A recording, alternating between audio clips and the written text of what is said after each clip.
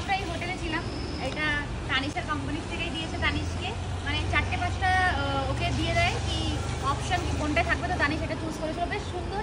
এইটাই প্রথম দিন তো আমাদের 1 কিলোমিটার ছিল, যেদিন বায়োমেট্রিক হয়েছিল, জাস্ট ওর পাশেই আছে। ওকে একটু কেমন টাইপের, বেশ সুন্দর। এটা হোটেলের নামটা দেখতেই পাচ্ছ, তো তোমাদের যদি অপশন দেয় তোমরা এটা নিতে পারো। বেশ সুন্দর হোটেল আছে আর সার্ভিসটাও খুব সুন্দর এখানে।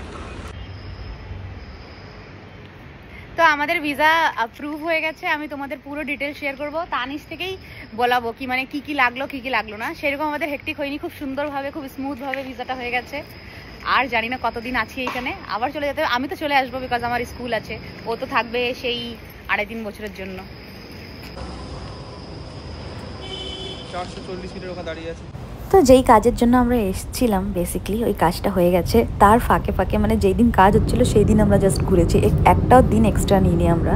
তো এই 2.5 দিনের মধ্যে যা ঘুরতে পেরেছি আমরা সব ঘুরেছি। আমরা এখন যাচ্ছি বিড়লা মন্দির, একটু উঁচুতে আছে বেশ, তাই তো পাহাড় ফিলিং, মানে একদম সমতল, তার উপরে একটুই ঘুরলে আবার পাহাড় চলে আসছে। দেখতে তো খুবই সুন্দর, সাদা একদম ধবধবে।